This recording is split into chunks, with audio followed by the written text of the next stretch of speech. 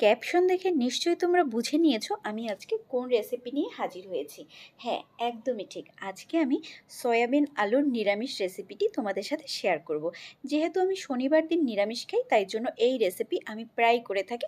তাহলে চলো চলো দেখে নিই। একটা গামলার মধ্যে সয়াবিনগুলোকে ঢেলে নিয়েছি। এখন গরম জলে ভিজিয়ে রাখবো 15 থেকে 20 মিনিটের মতো। এদিক দিয়ে একটা কড়াই গরম করে দিয়ে দিচ্ছি সরিষার তেল। তবে তোমরা ইচ্ছে করলে সয়াবিন তেলেও রান্না করতে পারো। তেল গরম হয়ে গেলে পরে চৌকো করে কেটে রাখা আলুগুলো দিয়ে দিচ্ছি। এখন এর মধ্যে লবণ আর হলুদ দিয়ে লাল লাল করে ভেজে নেব।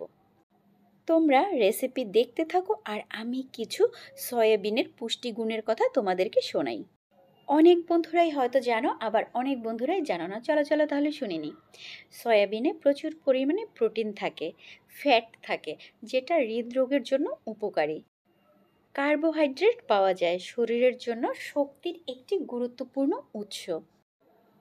ভিটামিন আছে, vitamin A, vitamin B one, vitamin B two সহ ক্যালসিয়াম, ফসফরাস, খনিজ উপাদান আছে।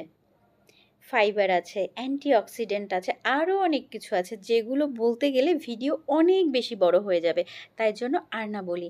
এদিকে কথা বলতে বলতে সয়াবিনগুলোও কিন্তু লবণ আর হলুদ দিয়ে খুব ভালোভাবে ভেজে নিয়েছি। এই পর্যায়ে আরও কিছুটা সরিষার তেল দিয়ে কয়েকটা গোটা কাঁচা জিরা, 2টা তেজপাতা আর 2টা শুকনো মরিচ দিয়ে দেব ফোড়নে। যখন একটুখানি ভাজা ভাজা হয়ে যাবে সে পর্যায়ে একটা মশলার পেস্ট দিয়ে দেব। এই মশলার মধ্যে আছে হলুদের গুঁড়া, মরিচের গুঁড়া, আদা বাটা, কাঁচামরিচ বাটা আর সামান্য, একেবারেই সামান্য জিরার গুঁড়া, দারচিনির গুঁড়া।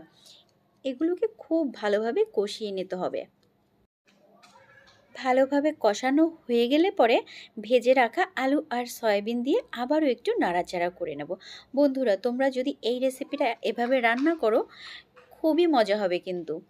তারপরে দিয়ে দিচ্ছি গরম জল। আমি কিন্তু সব রান্নায় গরম জল ব্যবহার করি। গরম জল দিলে কিন্তু রান্নাটাও খুব টেস্টি হয়, জীবাণুমুক্ত হয় জলটা, তারপরে আবার দ্রুত সিদ্ধ হয়ে যায়। তো সবাই চেষ্টা করবে একটুখানি গরম জলে রান্না করতে। এবারে ঢাকা চাপা দিয়ে তরকারিটাকে ফোটাতে শুরু করব। চলে আসব একটু পরে। রান্নাটা অলমোস্ট হয়ে গেছে। এখন দিয়ে দিচ্ছি গরম মশলা বাটা। এর মধ্যে আছে জিরা, দারচিনি আর এলাচি। এবারে আর 2 মিনিটের মতো একদম ঢাকনা দিয়ে মৃদু আঁচে রেখে দেব। তারপরে নামানোর আগে দিয়ে দেব 1 চা চামচের মতো ঘি। ব্যাস এইটুকুই।